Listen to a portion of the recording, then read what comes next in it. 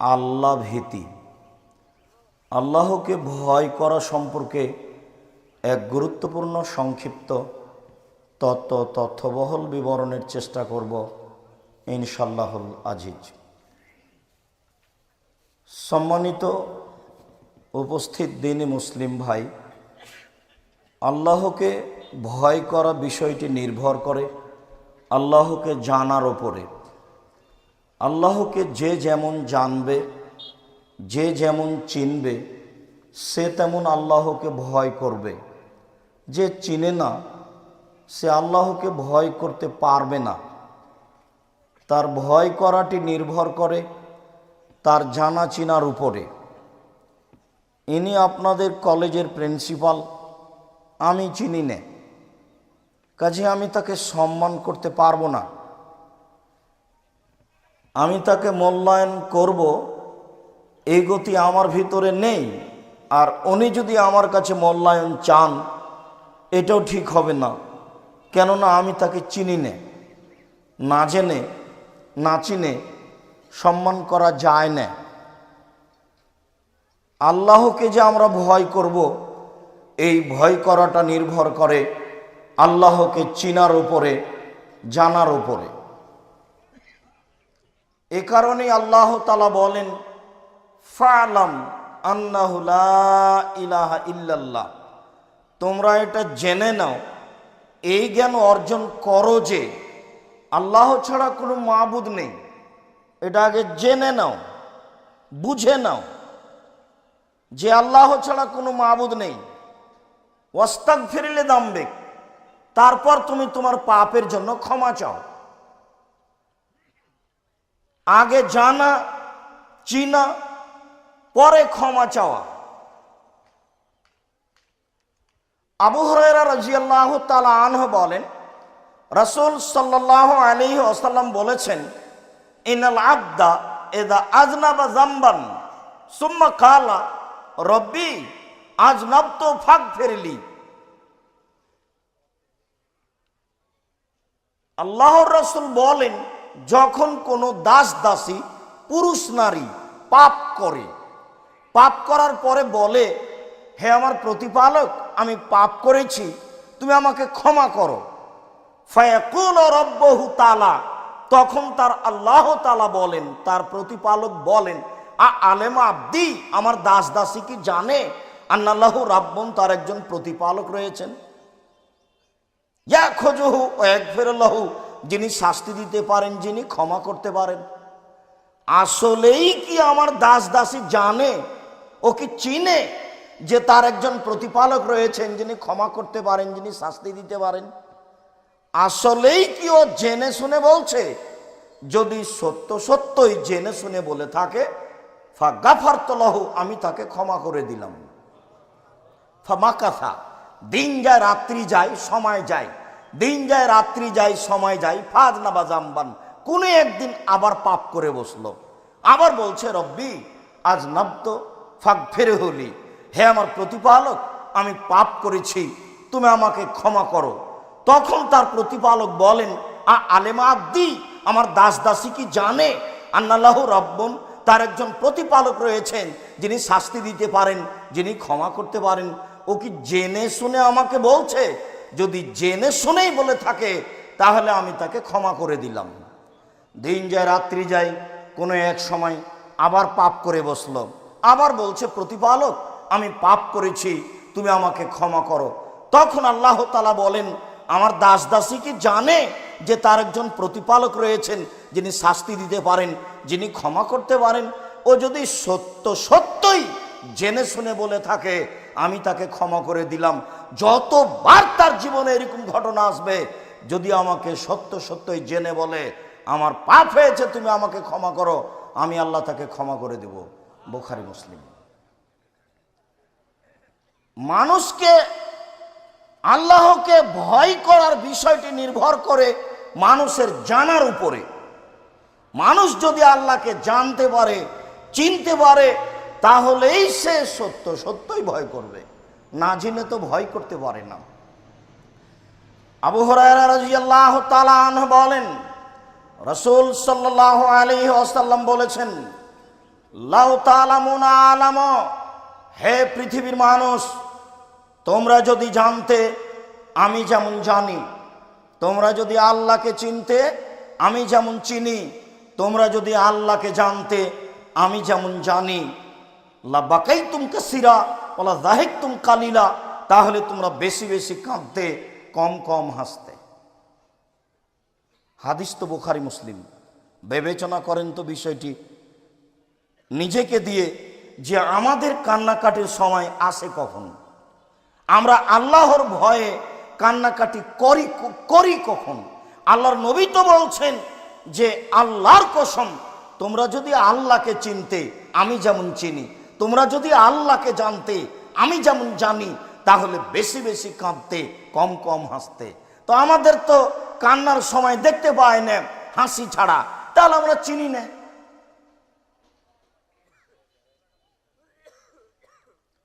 রাসূল সাল্লাল্লাহু আলাইহি সাল্লাম নিজের বিষয়টি পেশ করছেন এইভাবে যে আমি চিনি বেশি। ঘটনাটা ওইরকমই হলো যে যা সালাসাত রাহাতিন ইলা নবী সাল্লাল্লাহু আলাইহি সাল্লাম, তিনজন লোকের একটি দল আল্লাহ রাসূলের বাড়িতে আসলো। তখন তিনি বাড়িতে ছিলেন না।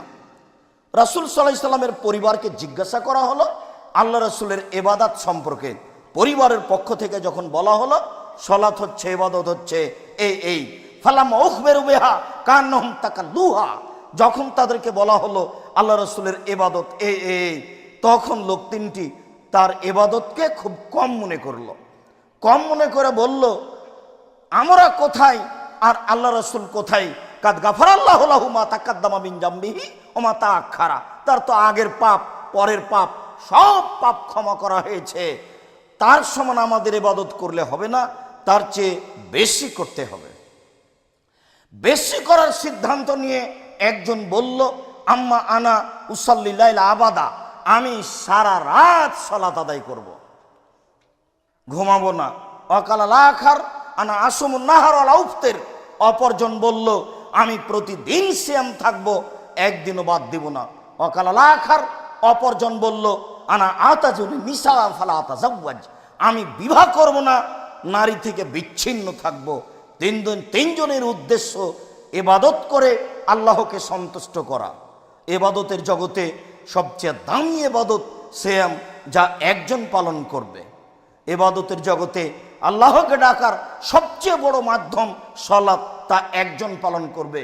আর একজন শুধু ইবাদতের জন্য বিবাহ থেকে বিচ্ছিন্ন থাকবে।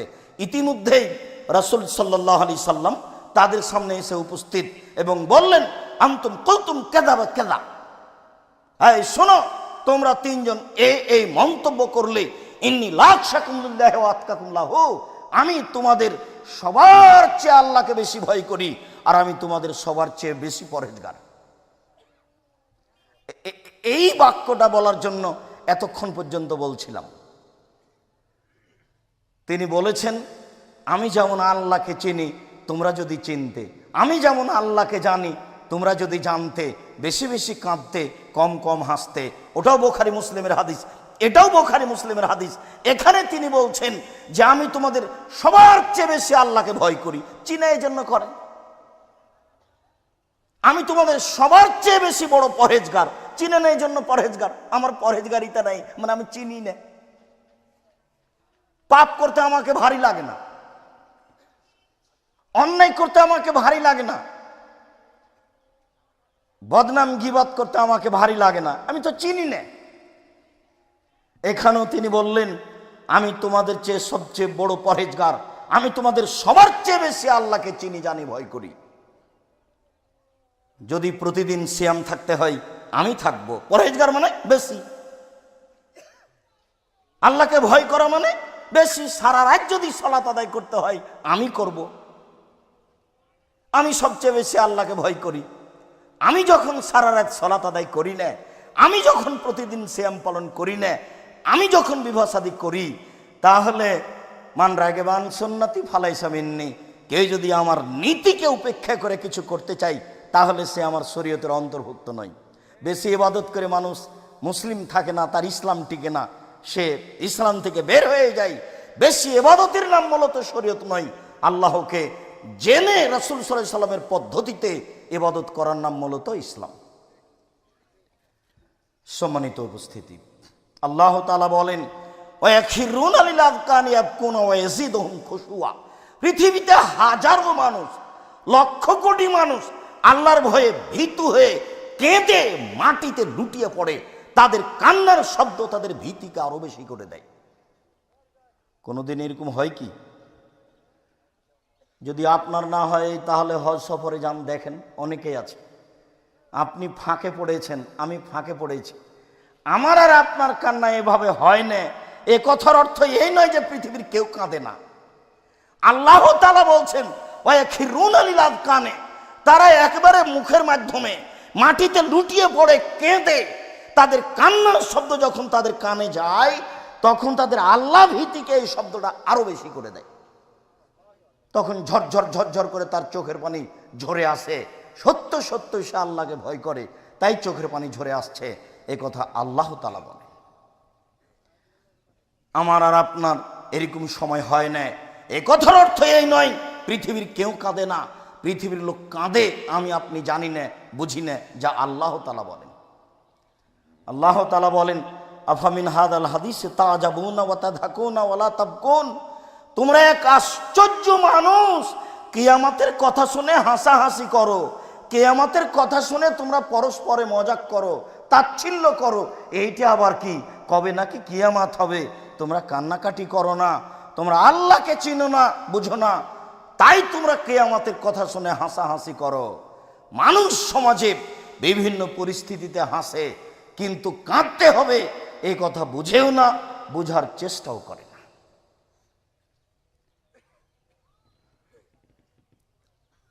আবু হুরায়রা রাদিয়াল্লাহু তাআলা আনহু বলেন রাসূল সাল্লাল্লাহু আলাইহি ওয়াসাল্লাম বলেছেন, তিনটি কাজে মানুষ বেঁচে যায়, তিনটি কাজে মানুষ ধ্বংস হয়ে যায়। যে তিনটি কাজে বেঁচে যায় তার এক নম্বর কাজ হচ্ছে তাকওয়াল্লাহ ফি সিররি ওয়াল আলানিয়া, আল্লাহকে ভয় করা গোপনে, আল্লাহকে ভয় করা প্রকাশ্যে। আল্লাহকে ভয় করা গোপনে, আল্লাহকে ভয় করা প্রকাশ্যে। না, এখানে কথা বলা হবে না, ও শুনে নিতে পারে। প্রকাশ্যে ভয় না, এটা কে কি বলতে পারে, কি যে হয়। গোপনে কেউ নেই, নির্জনে পাপ করে যাচ্ছে, সে আল্লাহকে ভয় করতে পারে না গোপনে। সত্য সত্যই যদি মানুষ আল্লাহকে চিনত তাহলে গোপনেও ভয় করত, প্রকাশ্যেও ভয় করত, কেননা তার চলাফেরা হতো ঈমান দিয়ে। ঈমান যত বেশি হবে পাপ তত কম হবে, ঈমান যত কম হবে পাপ তত বেশি হবে। আল্লাহ তাআলা বললেন ইন্নাস সালাতা তানহা আনিল ফাহশাই ওয়াল মুনকার ওয়া লাযিকরুল্লাহি আকবার। নিশ্চয় সালাত মানুষকে অশ্লীল কাজ থেকে দূরে রাখে। আল্লাহ তাআলা বলেন নিশ্চয় সালাত মানুষকে পাপের কাজ থেকে, অপছন্দ কথা ও কর্ম থেকে দূরে রাখে। তো একটা মানুষ সালাতও আদায় করে, জেনাও করে, একটা মানুষ সালাতও আদায় করে, বিড়ি তামাক জর্দাও খায়, তাহলে এটা কি করে হলো? পাপও করে সালাতও আদায় করে, এটা কেমন হয়ে গেল না? অথচ আল্লাহ তাআলা বলছেন সালাত মানুষকে পাপ থেকে দূরে রাখে, অশ্লীল কাজ থেকে দূরে রাখে। হাজারো পুরুষ নারী জেনায় লিপ্ত আছে, সালাত আদায় করে। হাজারো পুরুষ নারী সুদ ঘুষ খায় আর সালাত আদায় করে। হাজারো নারী নগ্ন পথে চলে, তাহাজ্জুদ পড়ে। তাহলে কেমন হয়ে গেল? জি, সালাত আদায় করে বটে, কিন্তু ঈমান নেই। ঈমান দিয়ে পাপকে ঠেকানো যায়। যখন কেউ নেই তখন ঈমান দিয়ে পাপকে ঠেকানো যায়। ঈমান একটা জিনিস যা দিয়ে প্রকাশ্যে আল্লাহকে ভয় করা যায়, যা দিয়ে গোপনে আল্লাহকে ভয় করা যায়। ঈমান যত বেশি হবে পাপ তত কম হবে, ঈমান যত কম হবে পাপ তত বেশি হবে। যখনই সালাত আদায় করার পরে দেখবেন মিথ্যা কথা বললেন, না ঈমানের ঘাটতি আছে, একা একাই বলেন ব্যাপারটা কি, এটা বললাম কেন। যখনই কোনো অন্যায় কাজ করবেন তখনই মনে করতে হবে ঈমানের ঘাটতি আছে, ঈমান কোনো কাজ করে না, আমি এটা করলাম কেন, আমাকে তো এটা ঈমান দিয়ে ঠেকাতে হবে। এখানে থেকে আমার হাত ধরে টানবে না, না না না না না এটা করছো কেন, এইরকম তো হবে না। দুই, কওলুল হক, ফিরে যাওয়া শাখা, সুলি হলেও ফাঁসি হলেও পক্ষে ও বিপক্ষে সত্য কথা বলতে হবে, তাহলে ইহকালও বেঁচে যাবে, পরকালও বেঁচে যাবে। অলিকতিসাদ ফিল ফাকরে অল গিনা, মধ্যম পন্থায় খরচ করতে হবে, ধনী হলেও গরিব হলেও তাহলেও বেঁচে যাবে, জান্নাত পাবে। যে তিনটি কাজে ধ্বংস হবে তার একটি হচ্ছে সৌহন্যতা, কৃপণতাকে মেনে নেওয়া। কৃপণ যে সে ধ্বংস হবেই। কৃপণতা একটা ধ্বংসাত্মক জিনিস। টাকা চাইলো, দিলাম না, ভিক্ষুক বললো 1 টাকা ভিক্ষা দেন, আমি বললাম মাফ করো। শুধু মাফই যদি করি তো ভিক্ষা দিবে কে? মনে রাখবেন একটা কথা, রাসূল সাল্লাল্লাহু আলাইহি সাল্লাম দিন রাত একটা বাক্য বলতেন, আল্লাহুম্মা ইন্নী আউযু বিকা মিনাল বুখল, হে আল্লাহ আমি তোমার কাছে কৃপণতা থেকে বাঁচতে চাই, আল্লাহ আমি তোমার কাছে কৃপণতা থেকে বাঁচতে চাই, আল্লাহ আমি তোমার কাছে কৃপণতা থেকে বাঁচতে চাই। আবার তিনি বলতেন ওয়াত্তাকু শুহা, পৃথিবীর মানুষ তোমরা কৃপণতা থেকে বাঁচো, ওয়াত্তাকু শুহা, তোমরা কৃপণতা থেকে বাঁচো। আবার তিনি বলতেন লা ইয়াদখুলুল জান্নাতা বাখিল, কৃপণ জান্নাতে যাবে না। ঘটনা কি? ঘটনা হলো এই যে আপনার রুজিতে আর একজনের রুজি আছে, আপনার ভাতে আর একজনের ভাত আছে। যদি না দেন তাহলে ফল হবে জাহান্নাম, আর ওই লোকটা না খেয়ে থাকবে, কোনোটাই কম নয়। এই জন্য 2-1 টাকা ইনকাম করলেও তার 2-1 পয়সা দানের জন্য হিসাব করে নেবেন, নইলে কৃপণতা ভিতরে থেকে যাবে। তিনি বললেন হাউ মুত্তাবা, প্রবৃত্তিকে মানে যে ধ্বংস হবে সে, মন মতো চলে যে ধ্বংস হবে সে, প্রবৃত্তিকে মানে যে ধ্বংস হবে সে। দাড়ি চাঁচে ছোট করে প্রবৃত্তিকে মানে, টাকনোর নিচে প্যান্ট পরে প্রবৃত্তিকে মানে, দোকানে বসে আড্ডা পিটে বদনাম গীবত করে প্রবৃত্তিকে মানে, সুদ খায় ঘুষ দেয় প্রবৃত্তিকে মানে, অন্যায় অশ্লীল কথা বলে প্রবৃত্তিকে মানে, মানুষের জমি জমা জোর করে দখল করে ভোগ করে প্রবৃত্তিকে মানে, অন্যায় অবিচার রাহাজানি করে বেড়াই প্রবৃত্তিকে মানে। প্রবৃত্তিকে মানে যে ধ্বংস হবে সে। ওই যাবুল মারে বেনাফসিহি ওহে আসাধ্য হন না, আত্ম অহংকারী যে ধ্বংস হবে সে, অহংকার করে যে ধ্বংস হবে সে। তাসবি দানা ভিতর দিকে করিয়েন, আঙ্গুলে তাসবি দানা দিয়ে তাসবি গণনা করিয়েন না, নইলে মাঝে মধ্যে এরকমভাবে উল্টে ধরার প্রয়োজন হবে। তার মানে কেউ দেখুক, খবরদার। অন্তরে যদি একটু দেখানো স্বাদ থাকে আর জান্নাত হবে না, এরই নাম অহংকার। আপনাকে বলা হলো আপনার নাম কি, আপনি বলবেন আব্দুর রাজ্জাক, তো আলহাজ আব্দুর রাজ্জাক বললেন কেন? আমি তো আলহাজ জানতে চাইনি। এটা আপনি বলে আমাকে কি বলতে চাইলেন, ওইটুকু আপনি বললেন কেন? জীবনে কোনোদিন এই শব্দ মুখ দিয়ে বের করিয়েন না। আপনার বাপের নামে মসজিদ রাখা যায়, আহমদ মসজিদ, এ কথা বলা যায়, রাখা যায় মসজিদটার নাম। কয়দিন পরে যদি আপনি বলেন চিনেন না আপনি, আমার বাপের নামে মসজিদ আছে, এবার কি হবে বলেন? খুব সাবধান, এরই নাম অহংকার। বললাম আপনার নাম কি, তো আপনি বললেন ডক্টর আহমদ, আমি তো ডক্টর জানতে চাইনি। আমি বললাম আপনার নাম কি, আপনার মা যেটা রেখেছে সেটা বলবেন। ভুল পথে চলে ইবাদত করে পরকাল হারায়েন না, খুব সাবধান। আত্ম অহংকারী যে ধ্বংস হবে সে, এইভাবে বলে সব চলে আসে। আমি তো এত কিছু জানতে চাইনি, সালামের সাথে সাথে আপনি বলছেন আমার ছেলেটা ইংরেজি সাবজেক্ট নিয়ে পড়ে, জানেন না আপনি ইংরেজি সাবজেক্টে ফার্স্ট হয়েছে, সেটা আপনি বলে আমাকে কি বলতে চাইলেন? এটা কি দেখাতে চাচ্ছেন আপনি? খুব সাবধান সম্মানিত দ্বীনি মুসল্লি ভাই। আবু হুরায়রা রাদিয়াল্লাহু তাআলা আনহু বলেন রাসূল সাল্লাল্লাহু আলাইহি ওয়াসাল্লাম বলেছেন মান খাফানি ফাকাদ আদলাজা। আল্লাহ তাআলা বলেন হাদিসে কুদসি, মান খাফানি আদলাজা ওমান আদলাজা বালাগাল মানজিলা। যে ব্যক্তি আমাকে ভয় করলো সে ব্যক্তি রাতের অন্ধকারে আল্লাহকে ডাকলো।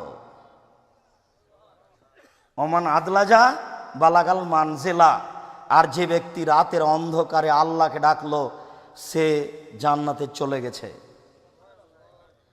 আলা সাবধান থেকো, মনে রেখো ইন্নে সিলাওয়াতাল্লাহি গালিয়া, আল্লাহর যেটা সম্পদ সেটা খুব দামি। মনে রেখো আল্লাহর যেটা সম্পদ সেটা খুব দামি। মনে রেখো আল্লাহর যেটা সম্পদ সেটা দামি।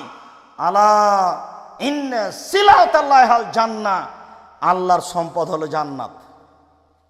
এ ব্যাপারে জাহান্নামের কথা আসেনি। আল্লাহর নবী বলেননি, আল্লাহ বলেননি যে জাহান্নাম আমার সম্পদ। রাসূল সাল্লাল্লাহু আলাইহি সাল্লাম বলছেন, আল্লাহ তাআলা বলেন জান্নাত হলো আল্লাহর সম্পদ। যে ব্যক্তি আল্লাহকে ভয় করলো সে ব্যক্তি রাতের অন্ধকারে আল্লাহকে ডাকলো, আর যে ব্যক্তি রাতের অন্ধকারে আল্লাহকে ডাকলো সে স্তরে পৌঁছে গেছে, জান্নাতে চলে গেছে। মনে রেখো আল্লাহর সম্পদ অতীব দামি। মনে রেখো আল্লাহর সম্পদ হচ্ছে জান্নাত। জান্নাতের আশায় দিন রাত কাটাতে হবে, কান্নাকাটি করে সময় কাটাতে হবে। যে কোনো মূল্যে আমাকে জান্নাত পেতেই হবে, এটাই হবে দিন রাতের চেষ্টা প্রচেষ্টা, কাজকর্মের ফলশ্রুতি এটাই হবে। সর্ব ধরনের কাজের লক্ষ্য উদ্দেশ্য হবে জান্নাত। আল্লাহ তুমি কবুল করো। আল্লাহুম্মা সাল্লি আলাইহি, আল্লাহুম্মা বারিক আলাইহি।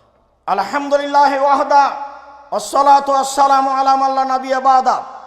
আবু হুরায়রা রাদিয়াল্লাহু তাআলা আনহু বলেন, রাসূল সাল্লাল্লাহু আলাইহি ওয়াসাল্লাম বলেছেন, সাবাতুন ইযিল্লুহুমুল্লাহু তাআলা ফি জিল্লিহি ইয়াওমা লা জিল্লা ইল্লা জিল্লুহু।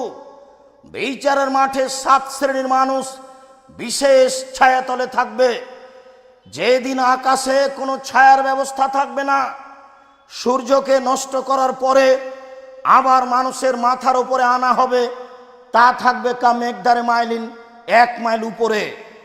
মানুষ থাকবে তার ঘামের মধ্যে, কারো ঘাম হবে টাকনু পর্যন্ত, কারো ঘাম হবে হাঁটু পর্যন্ত, কারো ঘাম হবে কোমর পর্যন্ত, কারো ঘাম হবে গলা পর্যন্ত। এই সময়ে মানুষ 7 শ্রেণীর মানুষ বিশেষ ছায়াতলে থাকবে। তার 1 শ্রেণীর মানুষ হলো ইমামুন আদিল, ন্যায়পরায়ণ নেতা। ন্যায়পরায়ণ নেতা হওয়া খুব বড় ভালো কাজ। হয় কে? 2, শাবুন নাশা ফি ইবাদাতিল্লাহ, ওই সব মানুষ যারা বাল্য জীবন থেকে ইবাদতে অভ্যাসী। 3, রাজুলুন কালবহু মুআল্লাকুন বিল মাসাজিদ, যাদের অন্তর মসজিদের সাথে ঝুলন্ত আছে। খারাজা মিনহু হাত্তা ইয়াউদা, মসজিদ থেকে বের হয়েছে, যতক্ষণ পর্যন্ত মসজিদে ফিরে না আসছে ততক্ষণ পর্যন্ত ব্যস্ত হয়ে পড়েছে। জোহরের সালাত আদায় করে বাড়ি যাওয়ার পরে একটু পরে মেয়েকে বলছে, আম্মু আসর হয়েছে কি, 2:30 বেজেছে কি, 3টা বেজেছে কি, আবার মসজিদে যাওয়ার জন্য ব্যস্ত হয়ে পড়েছে। এই ব্যক্তি থাকবে বিশেষ ছায়াতলে। ওয়ারাজুলানে তাহাব্বা ফিল্লাহি ওয়া ইজতামা আলাইহি ওয়া ইফতারাকা আলাইহি, মানুষ 2 জন পরস্পরকে ভালোবাসে আল্লাহকে সন্তুষ্ট করার জন্য, দুনিয়াবি কোনো স্বার্থে নয়, কোনো লোভে নয়। ও একজন পরহেজগার মানুষ, আমি তাকে খুব ভালোবাসি। উনি আপনাকে একজন পরহেজগার মানুষ মনে করেন, উনি আপনাকে ভালোবাসেন। যে কোনো সমস্যাতে 2 জন কাছাকাছি থাকে, পৃথক হয়ে যায় আল্লাহকে ভালোবাসার জন্য। ভালোবাসা বন্ধুত্ব বহাল রাখে আল্লাহকে ভালোবাসার জন্য। এরকম 2 জন থাকবে বিশেষ ছায়াতলে। ও রাজুলুন যাকার আল্লাহ খালিয়ান ফাফাজা তাইনাহু, ওই ব্যক্তিও বিচারের মাঠে বিশেষ ছায়াতলে থাকবে। যে ব্যক্তি নির্জনে আল্লাহকে ডাকলো, কেউ নেই, আল্লাহকে ডাকতে গিয়ে ঝরঝর ঝরঝর করে 2 চোখের পানি ঝরতে লাগলো, এই থাকবে বিচারের মাঠে বিশেষ ছায়াতলে। সবাই মিলে কবরস্থানে গিয়ে হাত তুলে দোয়া করবেন, পাশে আর একজন থাকলে তো কাঁদতে পারবেন না, কেমন কেমন লাগবে। এই নীতি ভবিষ্যতে এই নীতিতে যাবেন না, একাই যাবেন। কিছুই যদি বলতে না পারেন তাহলে তো বলতে পারবেন, আল্লাহ তুমি আমার বাপকে ক্ষমা করো। একটা মানুষ তার ভুল ত্রুটি থাকতেই পারে, এটাই যদি 100বার বলেন চোখের পানি ঝরঝর করে ঝরে, আপনি অনেক কিছু বলতে পারবেন, অনেক কিছু পাবেন। নির্জনে যদি কেউ আল্লাহকে ডাকে আর 2 চোখের পানি ঝরঝর করে ঝরে, এই মানুষ থাকবে বিচারের মাঠে বিশেষ ছায়াতলে। ওই ব্যক্তি থাকবে বিচারের মাঠে বিশেষ ছায়াতলে, যাকে সম্ভ্রান্ত পরিবারের সুন্দরী মহিলা বলল তুমি জেনায় লিপ্ত হও, তখন ব্যক্তি বলল ইন্নী আখাফুল্লাহ, আমি আল্লাহকে ভয় করি। এই বলে সে অন্যায় লিপ্ত হলো না। এই ব্যক্তি থাকবে বিচারের মাঠে বিশেষ ছায়াতলে। ওয়ারাজুলুন তাসাদ্দাকা, ওই ব্যক্তি যে দান করলো, ফায়ে শেমালাহু মান ফাঁকা এমিনুহু মাতুন ফিকি এমিনুহু, তার ডান হাত কি দান করলো এটা বাম হাতকে জানতে দিল না। গোপনে দান করলো, প্রকাশ্যে দান করা যায়, তবে গোপনে দান করলে বিচার মাঠে বিশেষ ছায়াতলে থাকার সুযোগ হবে বলে রাসূল সাল্লাল্লাহু আলাইহি সাল্লাম উল্লেখ করেছেন। আবু হুরায়রা রাদিয়াল্লাহু তাআলা আনহু বলেন, রাসূল সাল্লাল্লাহু আলাইহি ওয়াসাল্লাম বলেছেন, আল্লাহ তাআলা বলেন হাদিসে কুদসি, লা আজমাউ আলা আবদি খাউফাইনে ও আমেনাইনে, আমি আল্লাহ আমার কোন দাস দাসীর মাঝে, কোন পুরুষ নারীর মাঝে দুইটা জিনিস একত্রিত করব না, আল্লাহ ভীতি, নিরাপত্তা। নিরাপত্তা, আল্লাহ ভীতি দুইটা একসাথে করব না। এই কথা বলার পরে তিনি বলছেন, মান খাফানি ফিদ দুনিয়া আমানতু ইয়াউমাল কিয়ামা, যে ব্যক্তি আমাকে দুনিয়াতে ভয় করবে আমি বিচারের মাঠে তাকে নিরাপত্তা দিয়ে দেব। ওমান আমিনানি ফিদ দুনিয়া, যে ব্যক্তি দুনিয়াতে নিরাপদে থাকলো, আমাকে মনে করলো না, আমাকে হিসাব করলো না, আখাফতুহু ইয়াউমাল কিয়ামা, বিচারের মাঠে আমি তাকে ভীতির মধ্যে ফেলে দেব, তার বাঁচার পথ থাকবে না। সত্য সত্যই যদি বিচারের মাঠে নিরাপত্তা চাইতে হয়, পেতে হয়, তাহলে এখনই কান্নাকাটি করতে হবে। আব্দুল্লাহ ইবনে আব্বাস রাদিয়াল্লাহু তাআলা আনহু বলেন, রাসূল সাল্লাল্লাহু আলাইহি ওয়াসাল্লাম বলেছেন, আইনানে লা তামাসসুহুমান নার, দুই শ্রেণীর চক্ষু তাদেরকে জাহান্নাম স্পর্শ করবে না। দুই শ্রেণীর মানুষ, তারা জাহান্নামে যাবে না, তাদেরকে জাহান্নাম স্পর্শ করবে না। এক, হারাসাত ফি সাবিলিল্লাহ, ওই চক্ষু, ওই মানুষ যে আল্লাহর রাস্তায় পাহারা দেয়, আল্লাহর দ্বীনের ব্যাপারে দিন কাটায়, তাদেরকে জাহান্নাম স্পর্শ করবে না। ওয়া রাজুলুন ওয়া আইনুন বাকাত মিন খাশিয়াতিল্লাহ, ওই ব্যক্তি, ওই চক্ষু যে আল্লাহর ভয়ে কাঁদে, যে আল্লাহর ভয়ে কাঁদে, তাকে জাহান্নাম স্পর্শ করবে না। মুআবিয়া ইবনে হাওদা রাদিয়াল্লাহু তাআলা আনহু বলেন, রাসূল সাল্লাল্লাহু আলাইহি ওয়াসাল্লাম বলেছেন, লাই ইয়ালজার রাজুলুন নারা বাকামিন খাশিয়াতিল্লাহ হাত্তা ইয়াউদাল লাবানু ফি জারে, যে ব্যক্তি আল্লাহর ভয়ে কাঁদে ওই ব্যক্তি জাহান্নামে যাবে না। গাভীর ওলান বাঁট থেকে দুধ বের করে ভিতরে ঢোকানো যেমন অসম্ভব, যে ব্যক্তি আল্লাহর ভয়ে কাঁদে তার জাহান্নামে যাওয়া ওই রকমই অসম্ভব।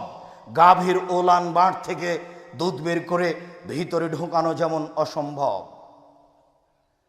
গাভীর ওলান বাঁট বুঝিত, গাভীর বাঁট থেকে দুধ বের করে ভিতরে ঢোকানো যেমন অসম্ভব, আল্লাহর ভয়ে কাঁদে যে তার জাহান্নামে যাওয়া তেমনি অসম্ভব, মানে সে জান্নাতে যাবেই।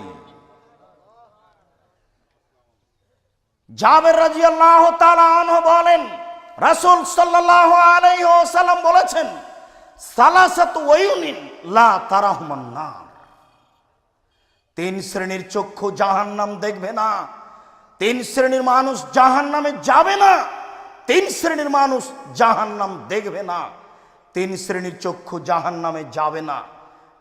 এক, হারাসাত ফি সাবিলিল্লাহ, ওই চক্ষু, ওই ব্যক্তি যে আল্লাহর ভয়ে কাঁদে। দুই, বাকাত মিন খাশিয়াতিল্লাহ, ওই চক্ষু, ওই ব্যক্তি যে আল্লাহর ভয়ে কাঁদে। ওই ব্যক্তি এক, ওই ব্যক্তি যে আল্লাহর রাস্তায় পাহারা দেয়। দুই, ওই ব্যক্তি যে আল্লাহর ভয়ে কাঁদে। তিন, গাজাতান মাহারিমিল্লাহ, ওই চক্ষু, ওই ব্যক্তি যে বেগানা অপর নারীকে দেখে চক্ষু নিচু করে, যে বেগানা অপর নারীকে দেখে চক্ষু নিচু করে, সে জাহান্নামে যাবে না, সে জান্নাতে যাবে। রাসূল সাল্লাল্লাহু আলাইহি সাল্লাম বলেছেন, ইজমানুল সিত্তিন মিন আনফুসিকুম আজমুলাকুমুল জান্নাহ, তোমরা নিজে নিজে যদি 6টা জিনিসের জিম্মেদারি নিতে পারো, তাহলে আমি মুহাম্মদ তোমাদেরকে জান্নাতে নিয়ে যাওয়ার জন্য জিম্মেদারি নিলাম। তার একটি হচ্ছে গুজ্জু আবসারাকুম, চক্ষু নিচু করো, অপর নারীকে দেখে, বেগানা নারীকে দেখে চক্ষু নিচু করো। জান্নাতে নিয়ে যাওয়ার বিষয়টি আমার, কিভাবে নিয়ে যেতে হবে সেটা আমি দেখব। রাসূল সাল্লাল্লাহু আলাইহি সাল্লামকে বলা হলো হঠাৎ যদি কোনো মহিলার উপরে চোখ পড়ে যায় তাহলে কি করতে হবে? তখন রাসূল সাল্লাল্লাহু আলাইহি সাল্লাম তাকে আদেশ করলেন, তুমি মুখটা ফিরিয়ে নিবা। বলেন আপনার মোবাইলের কি হবে, বলেন আপনার টিভির কি হবে, বলেন আপনার মহিলা স্কুলের শিক্ষকতার কি হবে, মহিলা কলেজের প্রিন্সিপালের অবস্থার কি হবে? 3 শ্রেণীর মানুষ জান্নাতে যাবেই। তার 1 শ্রেণীর মানুষ অপর নারীকে দেখে চক্ষু নিচু করে যে সে জান্নাতে যাবে, এবং তার ব্যাপারে জিম্মেদার রাসূল সাল্লাল্লাহু আলাইহি সাল্লাম কিভাবে তাকে জান্নাতে নিয়ে যেতে হবে সেটা রাসূল সাল্লাল্লাহু আলাইহি সাল্লাম নিজে বুঝে। আনাস রাদিয়াল্লাহু তাআলা আনহু বলেন, রাসূল সাল্লাল্লাহু আলাইহি ওয়াসাল্লাম বলেছেন, লাইসা শাইউন আহাব্বা ইলাল্লাহি মিন কাতরাতাইনি ওয়াসারাইনি। আল্লাহর নিকটে 2টি বিন্দু ফোঁটা যত প্রিয়, আল্লাহর নিকটে 2টি চিহ্ন দাগ যত প্রিয়, পৃথিবীর কোনো কিছু আল্লাহর কাছে তত প্রিয় নয়। কোনো দাগ চিহ্ন আল্লাহর কাছে তত প্রিয় নয়। 2টি বিন্দু ফোঁটা আল্লাহর কাছে যত প্রিয়, 1 কাতরাতু দামিন মিন খাশিয়াতিল্লাহ, আল্লাহর ভয়ে 1 ফোঁটা চোখের পানি আল্লাহর কাছে যত প্রিয়, পৃথিবীর কোনো কিছু আল্লাহর কাছে তত প্রিয় নয়। 4 লক্ষ টাকা খরচ করে হজ করা কাজটি আল্লাহর কাছে যত প্রিয়, আল্লাহর ভয়ে 1 ফোঁটা চোখের পানি তার চেয়ে লক্ষ কোটি গুণ বেশি প্রিয়। কোটি টাকা দান করা কাজটি আল্লাহর কাছে যত প্রিয়, নির্জনে আল্লাহর ভয়ে 1 ফোঁটা চোখের পানি ফেলা তার চেয়ে লক্ষ গুণ বেশি প্রিয়। রমজান মাসে সিয়াম থাকা কাজটি যত প্রিয়, আল্লাহর ভয়ে 1 ফোঁটা চোখের পানি ফেলা আল্লাহর কাছে তার চেয়ে অনেক অনেক অনেক বেশি প্রিয়। ওয়া কাতরাতু দামিন তুহরাকু ফি সাবিলিল্লাহ, আল্লাহর ভয়ে আল্লাহর রাস্তায় 1 ফোঁটা রক্ত প্রবাহিত করা আল্লাহর নিকটে অতি প্রিয়। ওয়ামালা সারানি, তারপর 2টি চিহ্ন, 2টি দাগ। আসারুন ফারিজাত ফি ফারিজাতিন মিন ফারাইজিল্লাহ, আল্লাহর ইবাদত বন্দেগী করতে করতে কপালের দাগ, পায়ের দাগ, হাঁটুর দাগ, বসে থাকতে থাকতে টাকনুতে দাগ হয়েছে, এই দাগ, এই চিহ্ন আল্লাহর কাছে যত প্রিয়, পৃথিবীর কোনো কিছু আল্লাহর কাছে তত প্রিয় নয়। ও আসারুন ফি সাবিলিল্লাহ, আল্লাহর পথে নেমে গিয়ে হাত কেটে গেছে, পেট ফেটে গেছে, পা কেটে গেছে, ফেটে গেছে, এই দাগ, এই চিহ্ন আল্লাহর কাছে যত প্রিয়, পৃথিবীর কোনো কিছু আল্লাহর কাছে তত প্রিয় নয়। সম্মানিত মুসল্লি, দিনী ভাই, 4টে জিনিস রাসূল সাল্লাল্লাহু আলাইহি সাল্লাম উল্লেখ করেছেন। তার 1 নম্বরে যেটা আছে সেটা সবার জন্য সহজ, যে কোনো সময়ে সহজ, তা হলো আল্লাহর ভয়ে 1 ফোঁটা চোখের পানি। 2, আল্লাহর পথে জেহাদে নেমে 1 ফোঁটা রক্ত। 3, ইবাদত বান্দেগী করতে করতে কপালের দাগ, পায়ের দাগ। 4, আল্লাহর পথে নেমে গিয়ে ফেটে যাওয়া, কেটে যাওয়া দাগ, চিহ্ন। এই 4টে জিনিস আল্লাহর কাছে যত প্রিয়, পৃথিবীর কোনো কিছু আল্লাহর কাছে তত প্রিয় নয়। তার 1 নম্বরে যেটা আছে সেটা সহজ, অবশ্যই মনে থাকবে বলে আশাবাদী।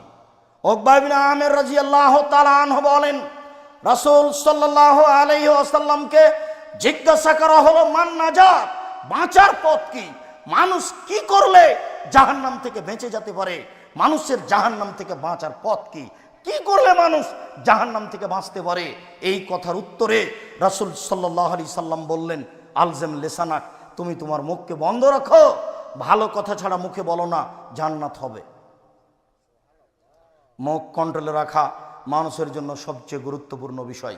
2, ওয়ালাইয়াসা বাইতুক, জরুরি প্রয়োজন ছাড়া তুমি বাড়ির বাইরে যাবে না, তুমি তোমার স্ত্রী, ছেলে, মেয়ে, তাহলে বেঁচে যাওয়া, জান্নাত হবে। প্রয়োজন ছাড়া বাড়ি গেলে সমস্যা আছে, দোকানপাটে বসবেন না, রাস্তাঘাটে বসে কারোর সাথে গল্প করবেন না, স্ত্রীকে, মেয়েকে হাটে বাজারে যেতে দিবেন না, আপনি আপনার নীতিতে গড়ে তুলবেন, জান্নাত হবে ইনশাআল্লাহ। 3, অবকালা খাতিয়াতে, পাপের জন্য কাঁদো, জান্নাত হবে। 3টি কথা তিনি বললেন, তার 3 নম্বর কথাটি বললেন, পাপের জন্য কাঁদো, জান্নাত হবে। মানুষ যদি আল্লাহর ভয়ে পাপের জন্য কাঁদে তাহলে জান্নাত হবে। 3 জন গর্তে আটকা পড়েছিল, 3 জনের 3য় জন বলল, আল্লাহুম্মা ইন্নাকা আনতা তাআলাম, নিশ্চয় তুমি জানো, আমি ইস্তাজারতু আজিরান, আমি একটা লোক কাজের জন্য নির্ধারণ করেছিলাম, কাজ করার জন্য নিয়েছিলাম।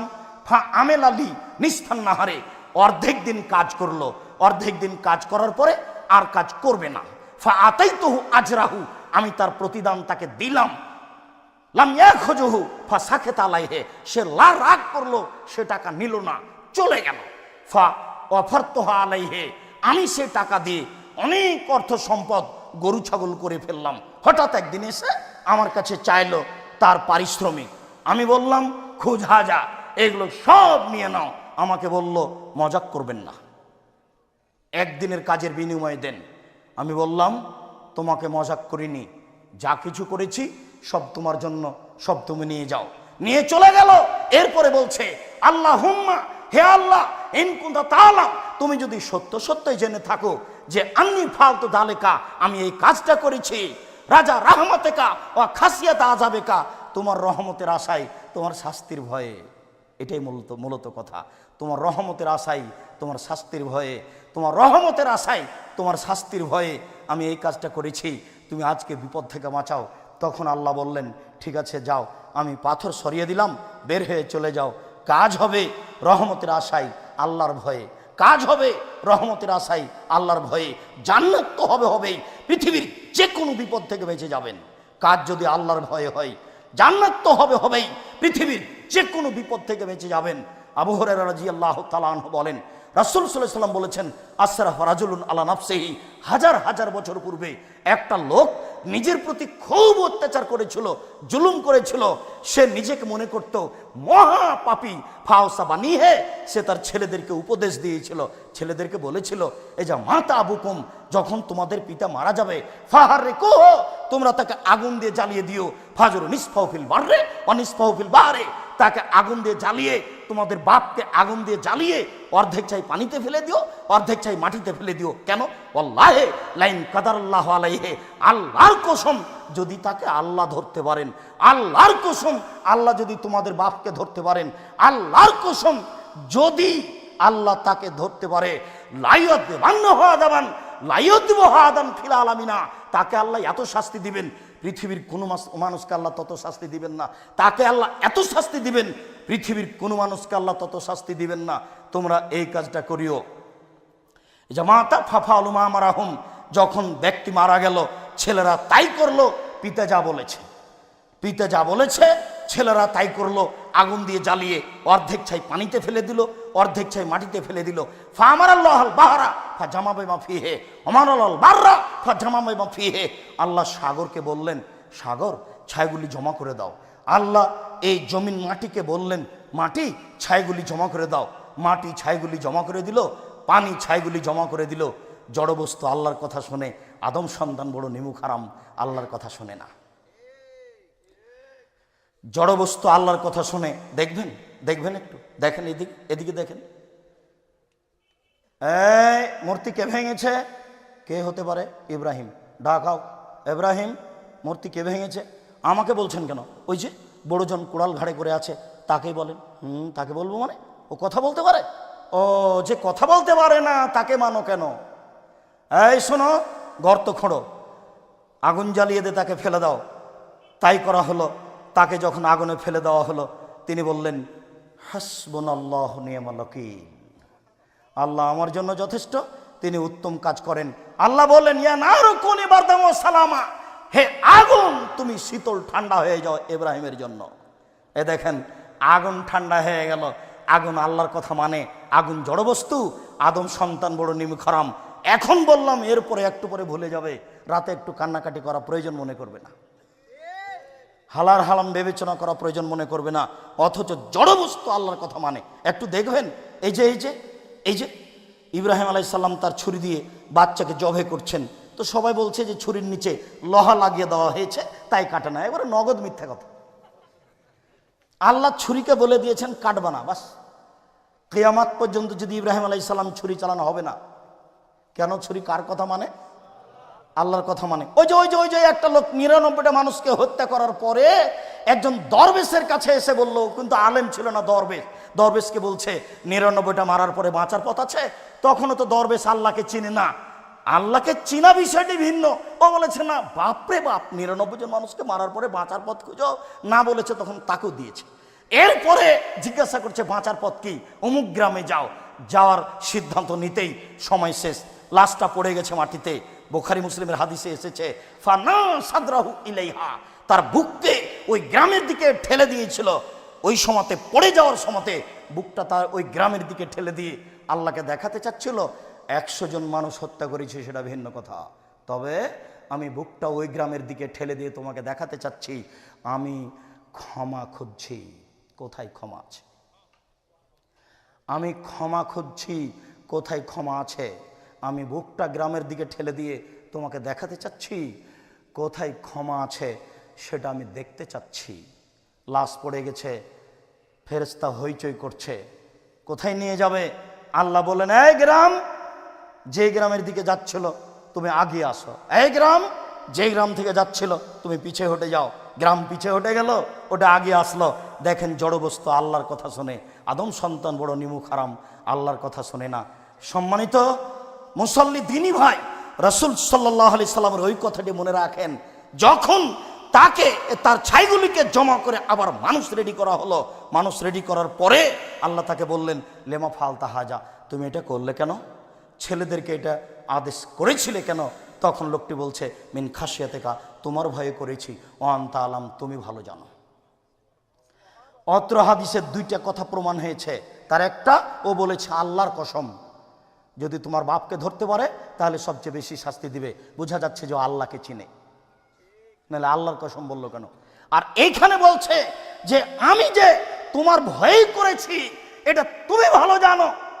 আমি আমার ছেলেদেরকে আদেশ করেছি আমাকে জ্বালিয়ে দেওয়ার জন্য, একমাত্র তোমার ভয়ে বলেছি, এটা তুমি ভালো জানো। এতে বোঝা যাচ্ছে আল্লাহকে চিনে। কিন্তু সে পৃথিবীতে সবচেয়ে বড় পাপী, যার কারণে নিরাশায় হয়ে কথা বলেছে। যদি আল্লাহর ভয়ে ভীতু হয়ে কেঁদে আল্লাহকে কিছু বলতে পারেন, আল্লাহ আপনার কথা শুনবেন। রাসূল সাল্লাল্লাহু আলাইহি সাল্লাম বলেন, আল্লাহ তাআলা বলেন, ইয়াবনা আদম মা দাওতানি ওয়া রাজাউতানি, হে আদমের ছেলে মেয়েরা তোমরা যেমন দোয়া করো আমি তেমন। হে আদমের ছেলে মেয়েরা তোমরা আমার কাছে যেমন আশা করো আমি তেমন। তোমার আশা অনুপাতে আমি রয়েছি, তোমার প্রার্থনা অনুপাতে আমি রয়েছি। তুমি আমাকে যেমন বলো আমি তেমন রয়েছি।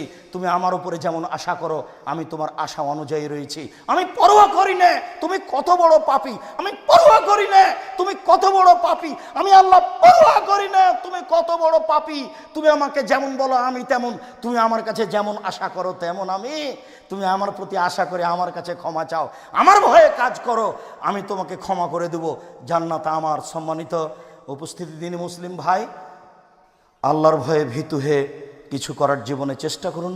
আল্লাহ আমাদের কথা শুনবেন, আল্লাহ আমাদেরকে জান্নাতে দেওয়ার জন্য প্রতীক্ষমান রয়েছেন। তিনি আমাদেরকে ক্ষমা করার জন্য প্রতীক্ষমান রয়েছেন। তিনি বিচারের মাঠে ক্ষমা করার জন্য বাক্যটি বলবেন, এ আদমের ছেলেমেয়েরা শোনো, তোমাদের পাপ যেই পরিমাণ আমার ক্ষমা সেই পরিমাণ। বিচারের মাঠে আল্লাহ বলবেন, এ আদমের ছেলেমেয়েরা শোনো, তোমাদের পাপ যত আমার ক্ষমা তত, যদি শিরক না করে থাকো। তোমাদের যত পাপ রয়েছে আমার তত ক্ষমা রয়েছে, তবে শিরক করো না। শিরক মুক্ত অবস্থায় আল্লাহকে ভয় করে আমল করার চেষ্টা করুন। ইনশাআল্লাহ আল্লাহ আমাদের কবুল করবেন, আপনাদেরকে কবুল করবেন। আল্লাহ তুমি আমাদের কবুল করো, আল্লাহুম্মা আমিন। আল্লাহ আমাদের যারা মারা গেছে তুমি তাদের কবরের শাস্তি মাফ করো। আমাদের আত্মীয় স্বজন চাচা চাচি খালু ফুফু যারা মারা গেছেন তুমি তাদের কবরকে প্রশস্ত করো, তুমি তাদের কবরকে আলোকিত করো। জুমার খুতবায় আকুল আবেদন রেখে তোমার দরবারে বলছি, তুমি আমাদের অন্তরের প্রার্থনা কবুল করো। আমাদের মুরব্বী যারা মারা গেছেন তুমি তাদের কবরের শাস্তি মাফ করো, তাদের কবরকে তুমি প্রশস্ত করো। আমরা যারা বাড়িতে ও হাসপাতালে আছি তুমি তাদের আরোগ্য দান করো, তুমি তাদের সুস্থ করো। যারা আমরা বেঁচে আছি তুমি তাদেরকে তোমার রাসূলের পদ্ধতি অনুযায়ী চলার তৌফিক দান করো। তুমি আমাদের কবুল করো, আমরা সত্য সত্যই যেন তোমার নবীর পথে চলে তোমাকে সন্তুষ্ট করতে পারি। তোমার সাথে সাক্ষাৎ হওয়ার পূর্বেই তোমার কাছে একটা আকুল আবেদন রেখে যাচ্ছি, পাপসহ তুমি আমাদেরকে তোমার সাথে সাক্ষাৎ করায়ও না। যে কোনো পদ্ধতিতে পাপটা মুছে দিয়ে তোমার সাথে সাক্ষাৎ করার সুযোগ করে দিও। জুমার খুতবায় তোমার দরবারে এ আকুল আন্তরিক আবেদন রেখে আজকের জুমার খুতবা এখানে শেষ করলাম। সাল্লাল্লাহু আলাইহি ওয়াসাল্লাম।